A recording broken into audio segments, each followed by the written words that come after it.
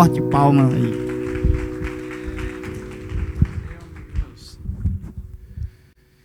Amém. Podem sentar.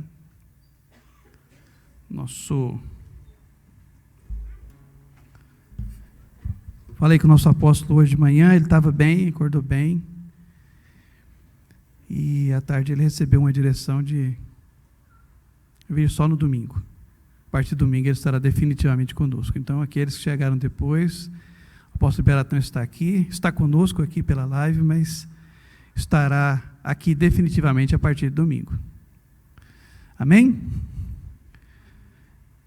Quem não vier na igreja domingo, fique preparado para recebê-lo lá na sua casa, para pegar pela orelha e trazer para a igreja.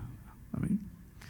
Queridos, nós vamos ler o nosso texto de hoje. Vamos começar no texto no Evangelho de Lucas, no capítulo 7, um texto extremamente conhecido. Esse texto falou muito comigo durante esse período, onde Jesus conta uma história. Sempre quando Jesus está envolvido, a Bíblia é muito rica, ela é fascinante em todas as suas histórias.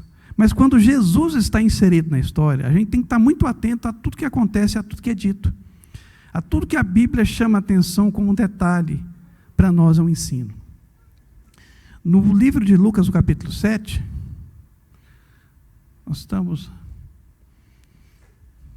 diz assim: convidado por um dos fariseus para jantar, Jesus foi à casa dele e reclinou-se à mesa. Ao saber que Jesus estava comendo na casa do fariseu, certa mulher daquela cidade, uma pecadora, trouxe-lhe um frasco de alabastro com perfume e se colocou atrás de Jesus a seus pés. Chorando, começou a molhar-los os pés com suas lágrimas. Depois os enxugou com seus cabelos, beijou-os e os ungiu com perfume. Ao ver isso, o fariseu que havia convidado disse a si mesmo: se esse homem fosse profeta, saberia quem está tocando nele e que tipo de mulher é ela, uma pecadora. Respondeu-lhe Jesus: Simão, tenho algo a lhe dizer. Dize, mestre, disse ele. 2 homens deviam a um certo credor, um devia 500 denários e outro 50. Nenhum dos dois tinha como lhe pagar. Por isso perdoou a dívida a ambos. Qual deles o amará mais? Simão respondeu: suponho que aquele a quem foi perdoada a dívida maior. Você julgou bem, disse Jesus. Em seguida, virou-se para a mulher e disse a Simão: vê essa mulher? Entrei em sua casa, mas você não me deu água para lavar os pés. Ela, porém, molhou os meus pés com suas lágrimas e os enxugou com os seus cabelos. Você não me saudou com um beijo, mas essa mulher, desde que entrei aqui, não parou de beijar os meus pés.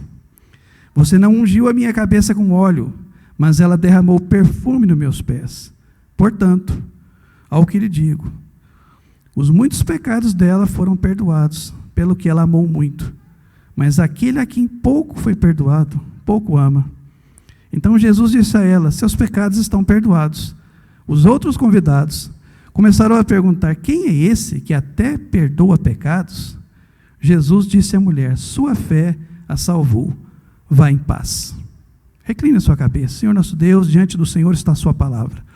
Espírito Santo de Deus, sabemos que a sua palavra é uma espada de 2 gumes que separa alma e espírito. Vem sobre nós agora, Senhor Deus, nos dá o entendimento da sua mensagem para a glória do seu nome, em nome de Jesus. Amém.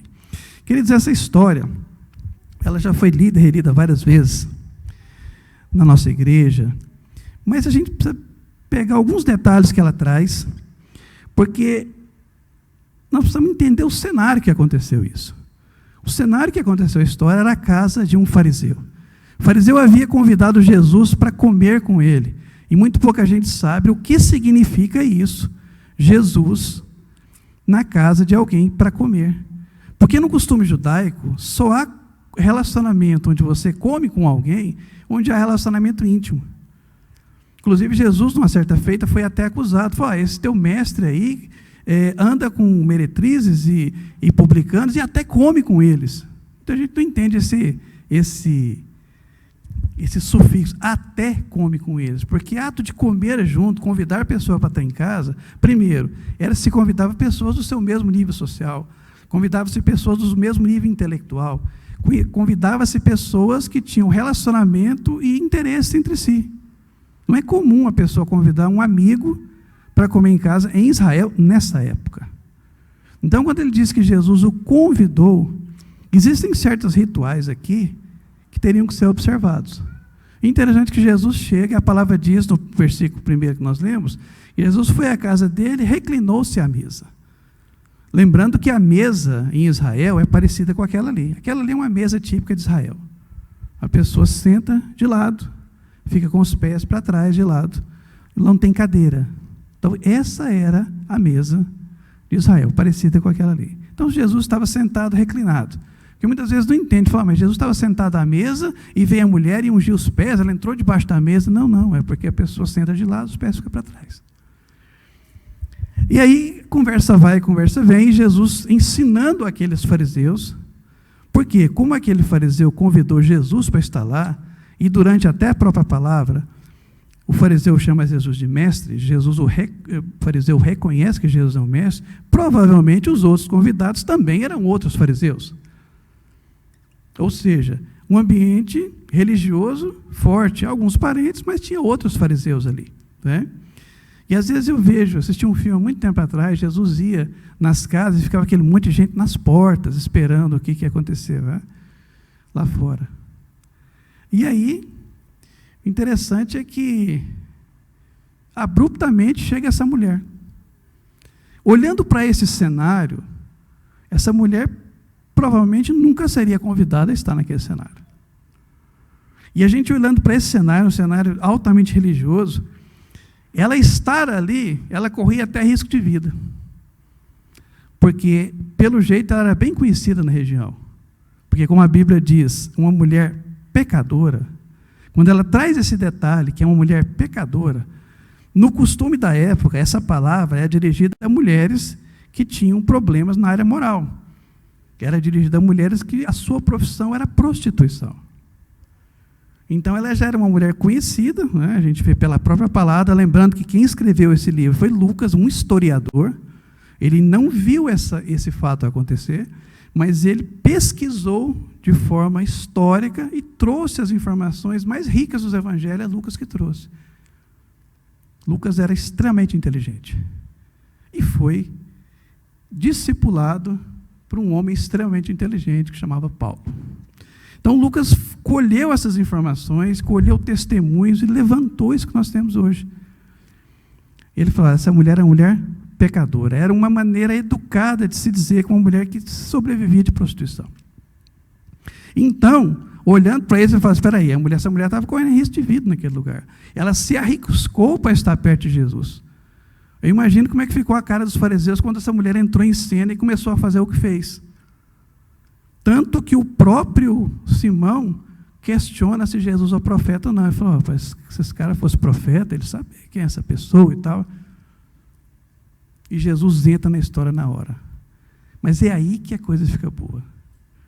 A sabedoria de Jesus, o conhecimento que ele tinha da lei, dos rituais, da própria Torá, e a sabedoria de Deus que ele tinha.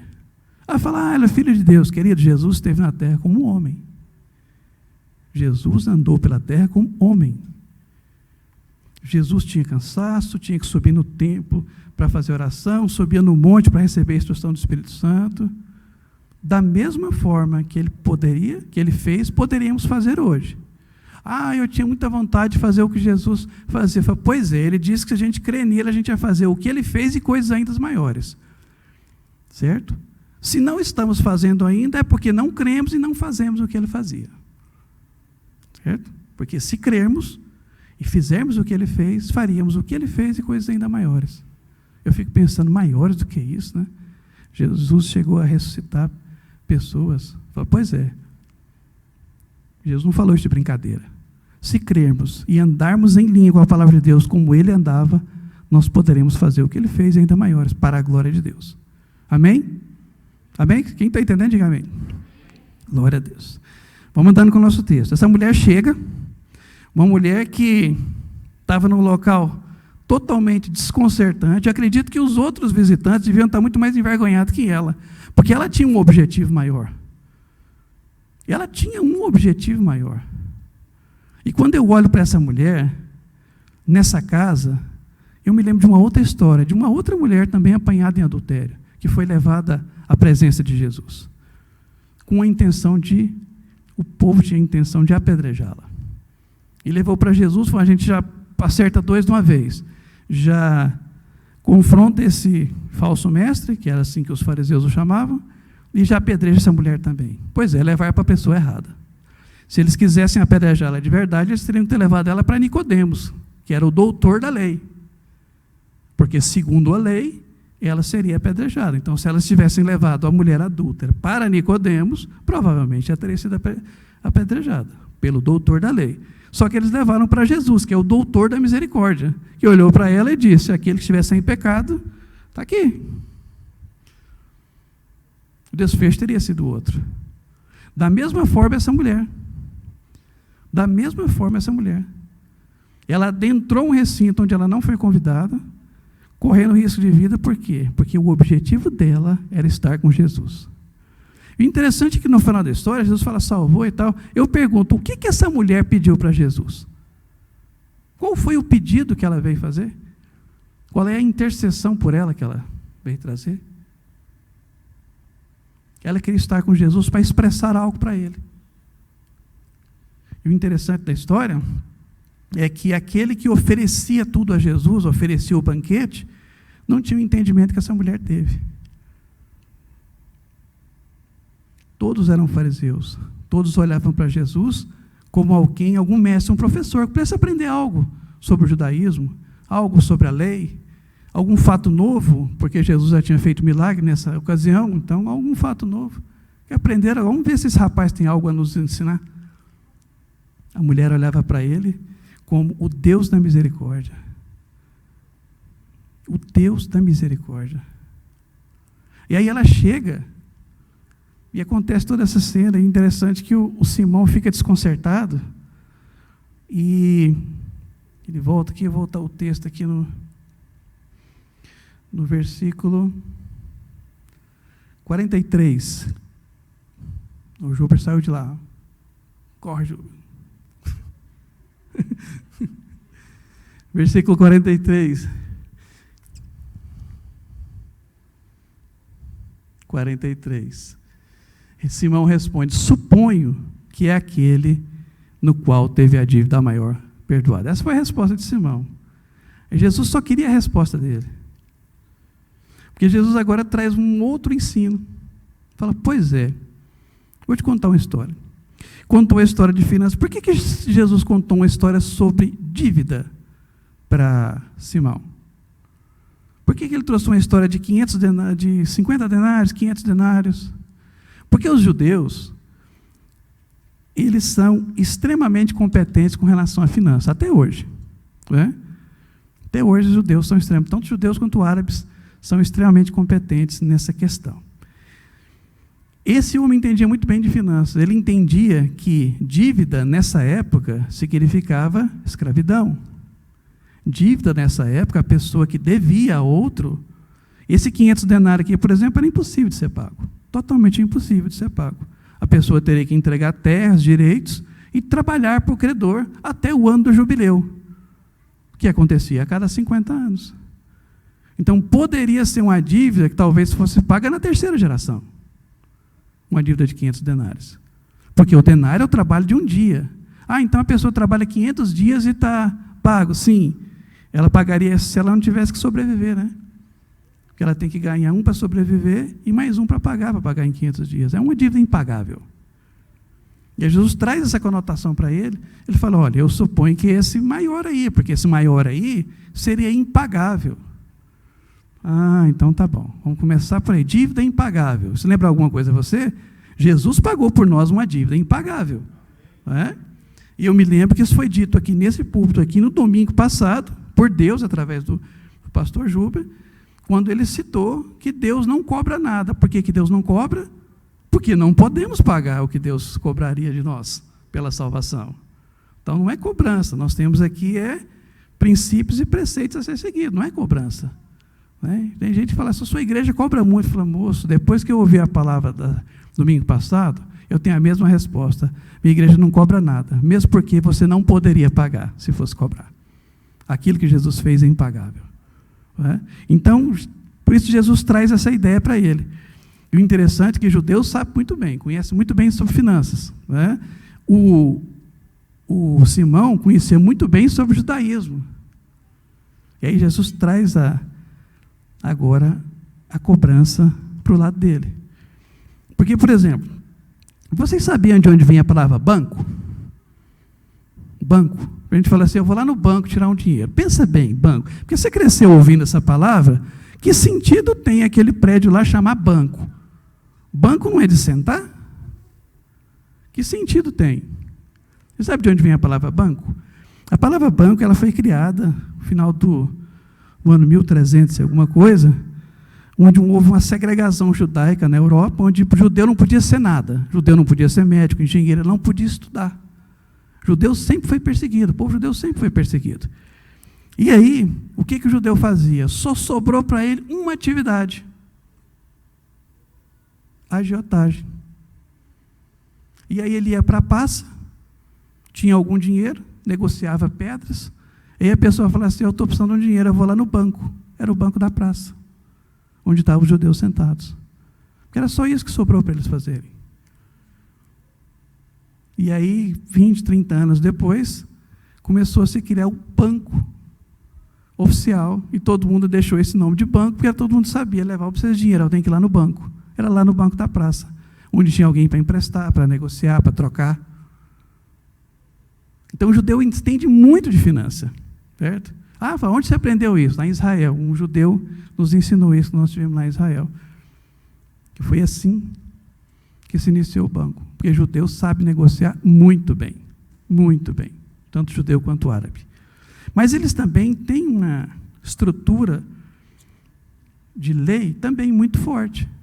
Então, do mesmo jeito que ele sabia negociar, Jesus trouxe uma história para ele, agora Jesus vai confrontar a resposta dele. Assim como Jesus, às vezes, tem confrontado muitas vezes as nossas respostas que damos para ele. Porque muitas vezes Jesus tem nos interagido conosco e nós temos dado respostas diferentes. E eu quero que Deus clarifique para nós aqui hoje. Né? E aí no verso 44, diz assim, em seguida, virou-se para a mulher e disse, vê essa mulher, falando com Simão, vê essa mulher, entrei em sua casa, mas vocês não me deu água para lavar os pés. Querido, isso aqui parece ser uma coisa simples, isso aqui era uma ordenança cerimonial. O convidado, o anfitrião, ele tinha a obrigação cerimonial de lhe oferecer água para lavar os pés, é uma cerimônia. Não é só porque o pé estava sujo, era algo cerimonial, que depois Jesus veio explicar isso, muito depois, que os pés é o símbolo do nosso caminhar, depois num outro momento a gente fala disso, mas era uma ação cerimonial. E ele, como um fariseu, sabia disso, porém não praticou. E aí ele continua, no 44, vê essa mulher, entrei em sua casa, mas você não me deu água para lavar os pés. Ela, porém, molhou os meus pés com suas lágrimas e os enxugou com os seus cabelos. 45, você não me saudou com um beijo. Tem as versões que diz ósculo santo. Você não me saudou com um beijo. Esta mulher, desde que entrei aqui, não parou de beijar os meus pés. Queridos, ele tinha 3 obrigações cerimoniais, ele falhou com as 3 para com Jesus.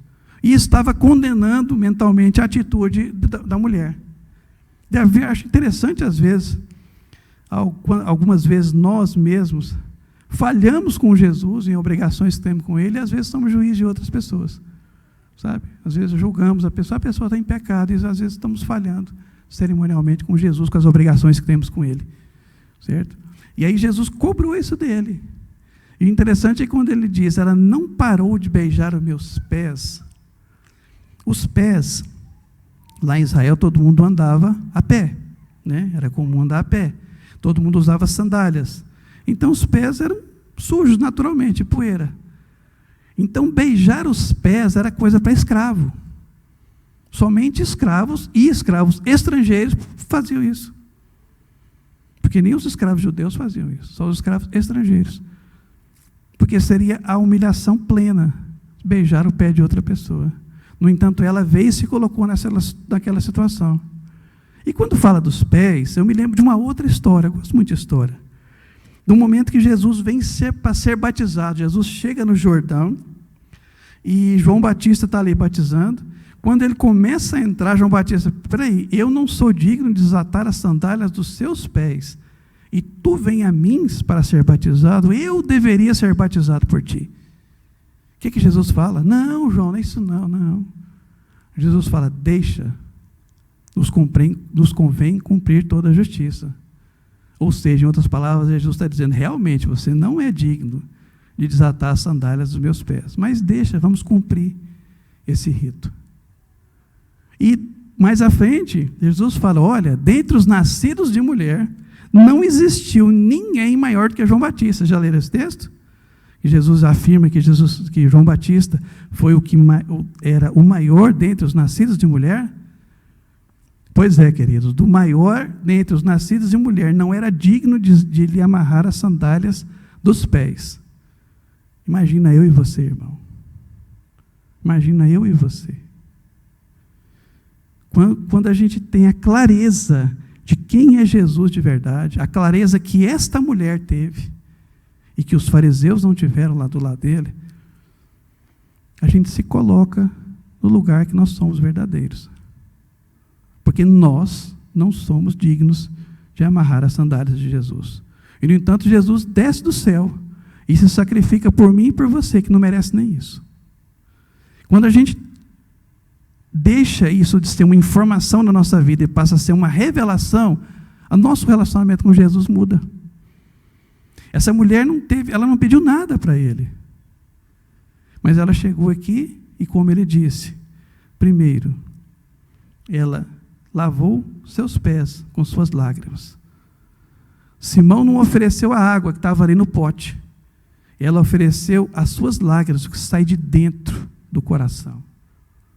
Ela ofereceu a Jesus o que sai de dentro da gente. As lágrimas. E enxugou com seus cabelos.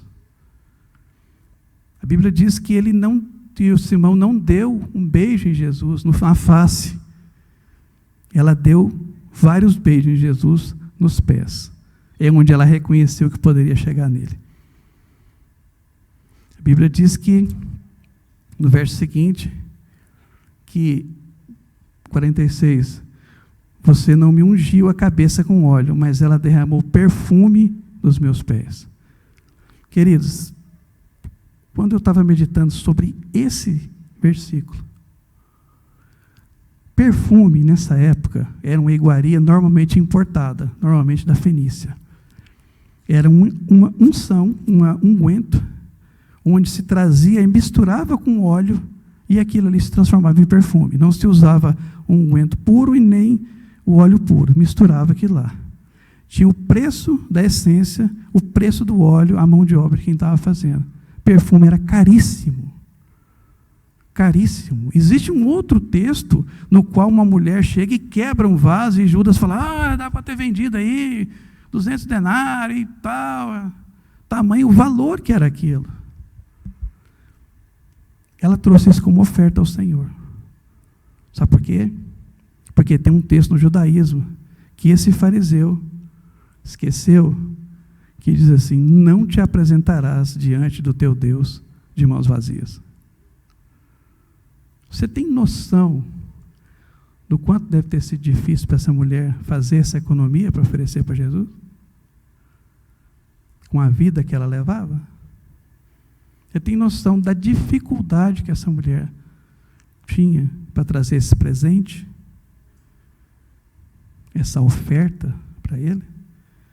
Você tem noção da dificuldade que foi a mulher ter vencido a vergonha de entrar nessa casa com esse monte de fariseu lá dentro? Para poder estar com ele? Esse é o verdadeiro coração que Jesus procura. Porque ela não precisou de falar nada para ele. Ele olhou para ela e falou assim, o amor que ela demonstra prova que os seus pecados estão perdoados. E aí teve gente para contestar ainda, quem é esse que perdoa até pecados? Jesus olha para ela, verso 45. Verso 48. Então Jesus disse a ela, seus pecados estão perdoados. E os outros convidados começaram a perguntar, quem é esse que até pecado, perdoa até pecados? Verso 50. Jesus disse à mulher, a sua fé te salvou, vai em paz. Queridos, esse é o relacionamento que Jesus procura. Esses são os verdadeiros adoradores que Jesus procura. Que os adoram em espírito e em verdade. São esses. Que não vêm para dizer alguma coisa, mas vêm para expressar alguma coisa. E muitas vezes ficamos no nosso campo da expressão só em louvor e cantos. Ótimo, isso é necessário. Mas essa mulher não fez nada disso.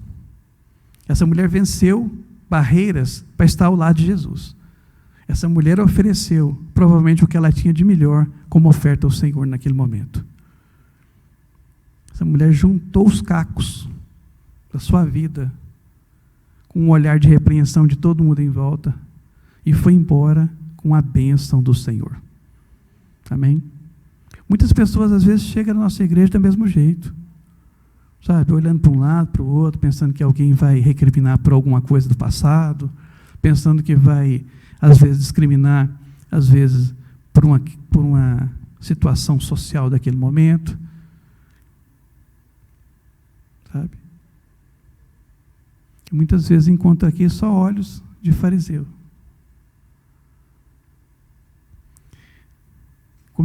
Da mesma jeito que aqueles homens levaram a mulher adúltera para Jesus, se eles tivessem levado para Nicodemos, para o mestre da lei, teria sido um resultado. Levou para Jesus, o mestre da misericórdia teve outro resultado. E quando chega para nós, quem nós somos? Somos mestres da lei ou somos mestres da misericórdia? Queridos, esses textos nos clarifica tanta coisa. Qual é a diferença entre Simão e a mulher? Simão e a mulher, qual é a diferença? Não é? A diferença é que, para Simão, Jesus era um mestre, um professor, um rabi. Para mulher, Jesus era amor e misericórdia. Essa é a diferença. O interessante é que nós lemos, na quarta-feira passada, sobre os leprosos. Lembra da palavra dos leprosos?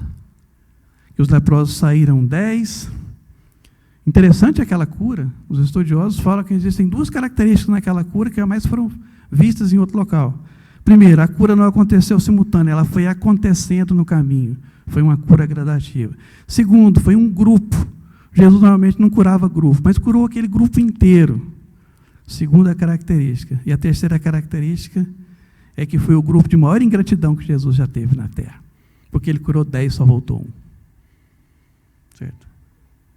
E a gente olha para aqueles 9 que foram embora, e lê nos versículos finais, Lucas 17, do versículo 17 em diante, está aí, 17 a 19, diz assim, Jesus perguntou, não foram purificados todos os 10? Onde estão os outros 9? Jesus tinha uma expectativa de gratidão para aquelas pessoas. Jesus os curou, os mandou ir para serem curados e ficou lá esperando. Porque ele voltou de onde ele saiu. Então Jesus não saiu daquele lugar. Jesus tinha uma expectativa na gratidão daquelas pessoas. Como tem expectativa na nossa gratidão. E aí no 18 diz assim, não se achou nenhum que voltasse e desse louvor a Deus, a não ser esse estrangeiro? 19, então ele disse, levanta-se, vai, a sua fé te salvou. Aí eu estava lendo esse texto hoje, eu falei, peraí, mas salvou? Esse texto fala de cura. Nós estamos falando de cura, com os 10 leprosos. A sua fé te salvou. Aí eu vou para o texto lá da pecadora, falo, olha, vai embora, mulher, a sua fé te salvou. Eu falo, mas que interessante, um texto de cura, um texto de salvação, com a mesma frase final. Queridos, Jesus guardou o melhor para o final. Por que Jesus não falou para o leproso assim, a sua fé te curou? Porque curado ele já estava. Por ele voltar a ser grato, por ele voltar a dar glória a Deus, por ele voltar, ele teve um plus a mais. Ele falou: agora, amigão, além de ser curado, a sua fé te salvou. A gratidão gera salvação. Os outros 9 foram só curados. Ah, mas já foi muito. Foi muito, muito. Se você olhar no plano natural, foi muito. Mas e no plano eterno? Dos 10, esse aqui foi o único que ouviu de Jesus: a sua fé te salvou. Eu não sei o que aconteceu com os 9. Eu sei que esse aqui foi salvo, porque Jesus o disse. Certo? Jesus guardou o melhor para o final. E eu fiquei pensando hoje: nossa, será que eu já perdi esse plus aí? Com tanta bênção que eu recebi, às vezes não fui tão grato como deveria. Quero deixar essa pulga na trás de orelha de vocês. Aí, será que alguma vez vocês já perderam um plusinho a mais aí que tinha? Talvez por um ato de ingratidão? Pois é, o cara voltou para dar glória a Deus. Ganhou outra bênção muito maior. E o interessante é que essa história que fala de gratidão, a gente vê na história da mulher. Sabe? Quando a mulher vem e se derrama diante de Jesus, a gente vê um claro momento de arrependimento. Um claro momento de arrependimento. E quando a gente vai andando, a gente vê outros heróis da fé que também passaram por situações assim, como o profeta Isaías. O profeta messiânico, o profeta que mais se fala de Jesus. O profeta que, quando foi ser necessário falar que Ezequias morreu, foi ele, Deus falou através dele: Ezequias, arruma a tua casa, você vai morrer. Está indo embora, Ezequias vira para o canto, começa a chorar, Deus fala: volta lá e fala para ele que eu vou dar mais 15 anos de vida. Ele volta lá: olha, Deus vai te conceder mais 15 anos de vida e tal.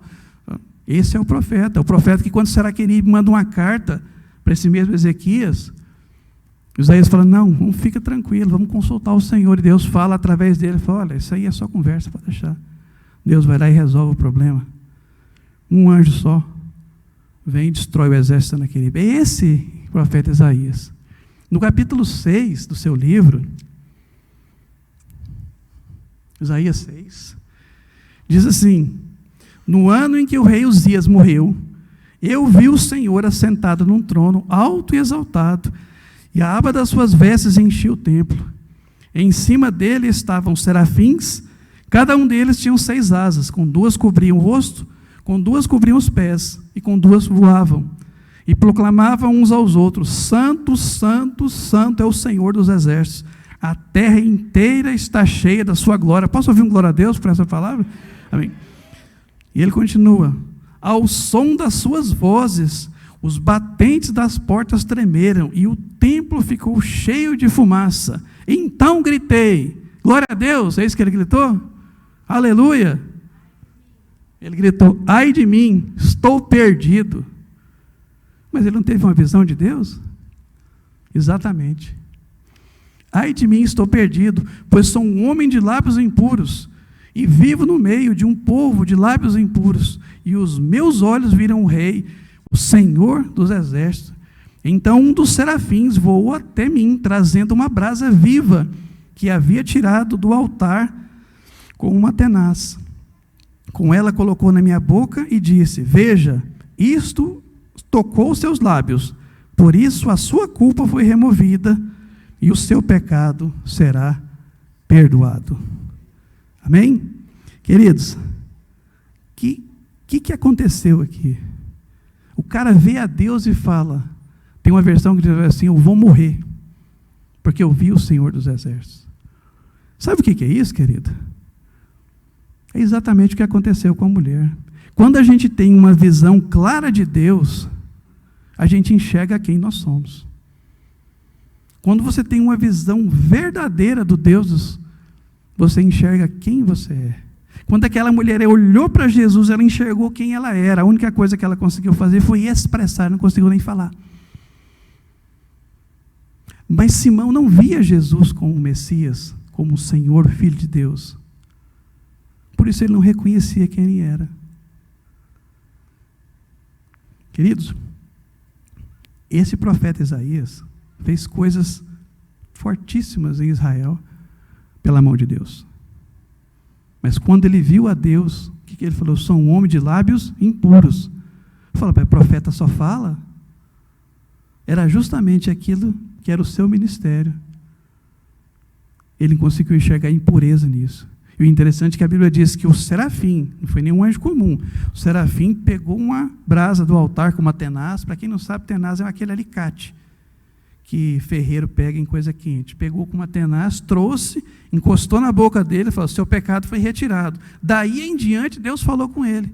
Se você continuar a seguir essa leitura, aí Deus fala com ele: a quem enviarei? Ele falou: envia-me a mim. Porque Deus só fala com quem está purificado. Está buscando a Deus, não está encontrando, tem algo errado aí, meu irmão. Tem algo errado aí. Está pedindo uma resposta, não está vindo, tem algo bloqueando aí, sabe o que é? Sabemos, procura a luz do Espírito Santo para te mostrar o que é, mas que tem algo errado, tem.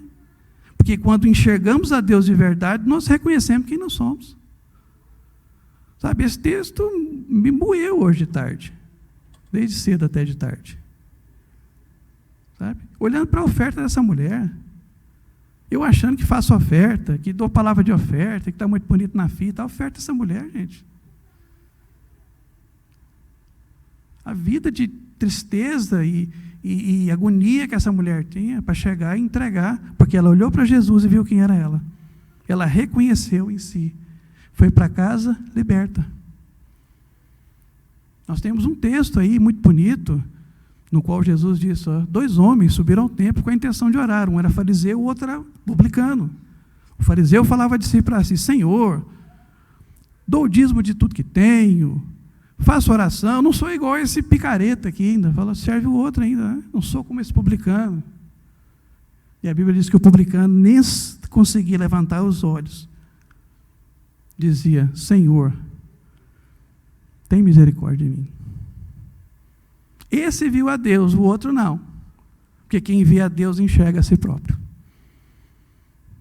Quem vê a Deus enxerga a sua situação. Foi o que essa mulher fez. Isso é que essa mulher quer provocar em nós. A gente conseguir enxergar a Deus para enxergarmos a nós mesmos. O tamanho que somos. Quer um outro exemplo? Tem um outro rapaz na Bíblia que chama Paulo, já ouviu falar? Pois é um dos maiores apóstolos que já surgiu desse mundo. Chamava-se Saulo, mudou o nome para Paulo. 1 Timóteo, ele escreve para Timóteo assim, 1 Timóteo 1,15.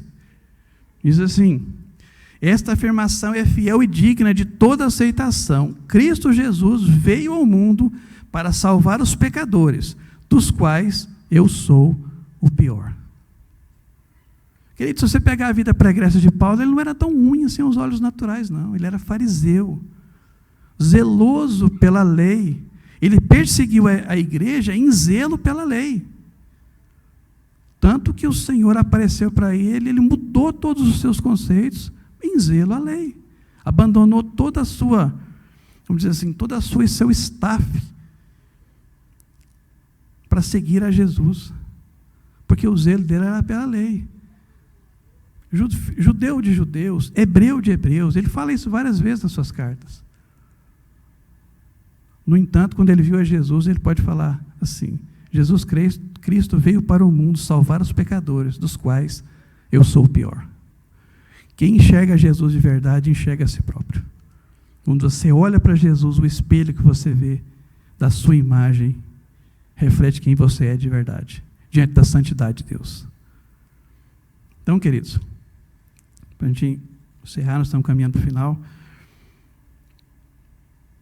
Muita gente fala de fé necessário.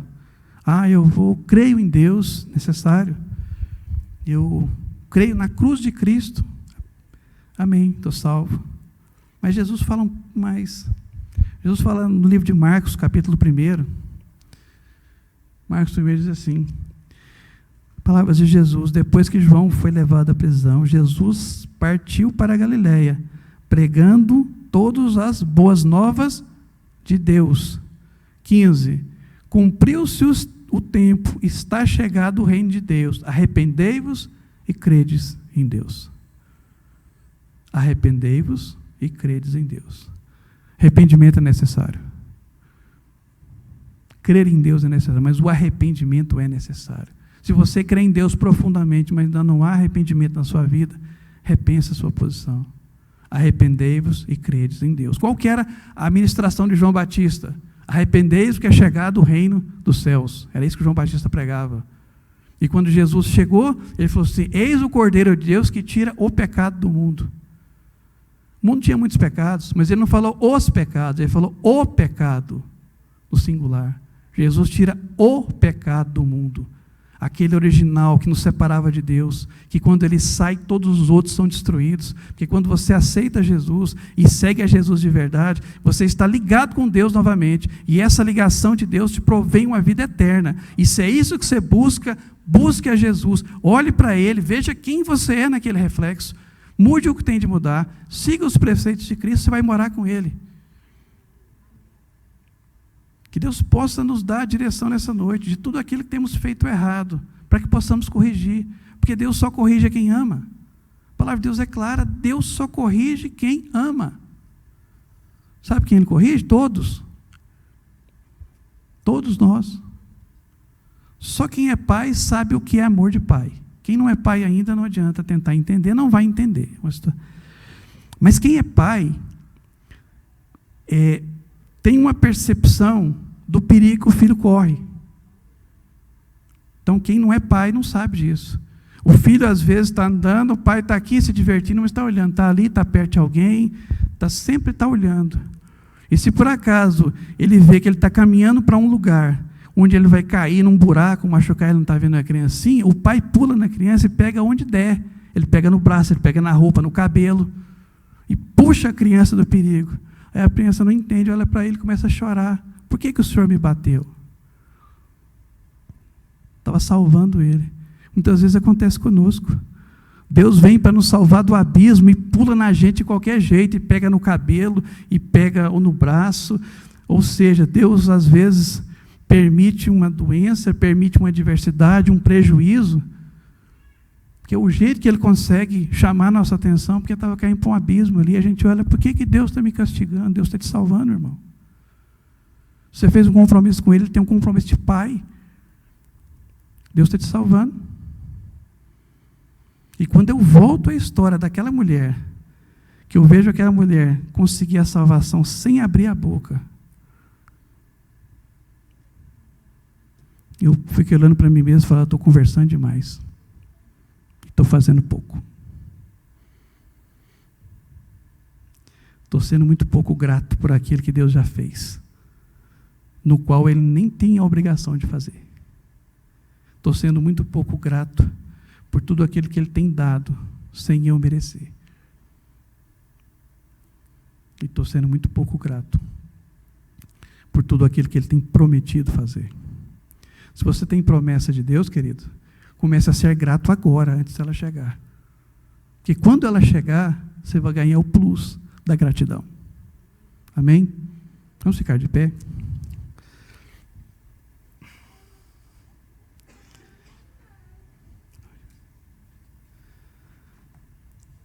A palavra de hoje fala de gratidão, de renúncia, fala de amor, de carinho.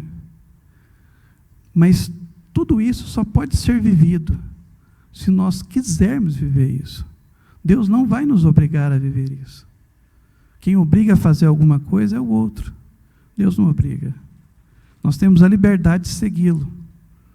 Nós somos livres para tomar decisões. No entanto, todos nós somos escravos das consequências dessas decisões. O que você quiser colher é o que você tem que plantar. Não devemos tentar plantar algo que não queremos colher. Porque a colheita ela é obrigatória. Semeadura, opcional. Mas colheita é obrigatória. Então, queridos, feche seus olhos. Comece a pensar o que Deus está querendo ensinar com essa palavra. Para uns Ele vai ensinar uma coisa, para outros vai ensinar outra. Para mim foi um dia de aprendizado hoje, cedo até aqui. Olhando para essa mulher, que não tinha absolutamente nada aos olhos naturais a oferecer a Jesus, mas não precisou de abrir a boca para sair da casa do fariseu com a salvação nas suas mãos. Certo? Uma mulher que foi rejeitada pela sociedade, amada por Deus. Se você se considera que algum dia foi rejeitado por alguém, por algo, por alguma situação, creia que você é amado por Deus. Creia que Deus veio como seu pai. Quem não teve experiências com o pai profundas, que é o meu caso, às vezes tem dificuldade de entender experiências com Deus. No entanto, queridos, Deus é tão amoroso que Ele tenta de novo. Deus tem tentado atingir o nosso coração há muito tempo. E por muitas vezes temos nos agido como esse Simão. Ah, Jesus é meu professor, é meu mestre. Ele tem algo a me ensinar. Não, querido, Jesus veio para te salvar. Veio para te tirar do mundo de tristeza e levar para um mundo de alegria. Independente da situação, em tudo dai graças, não por tudo, mas em todas as situações.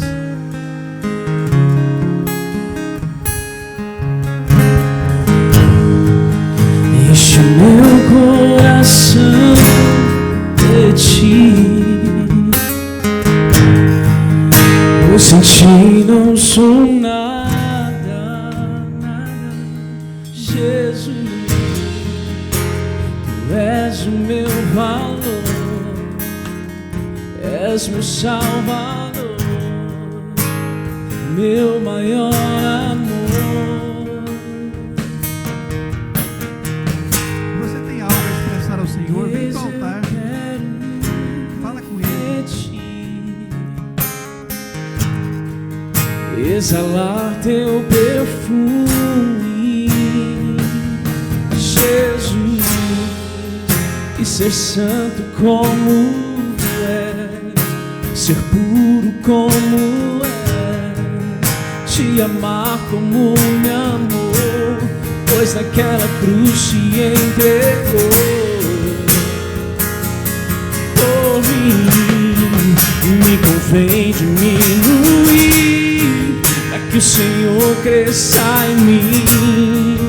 Me convém esvaziar e encher-me de ti, negar tudo que sou e ser santo como és, tomar a minha cruz e seguir-te, meu Jesus. Me convém diminuir, para que o Senhor cresça em mim.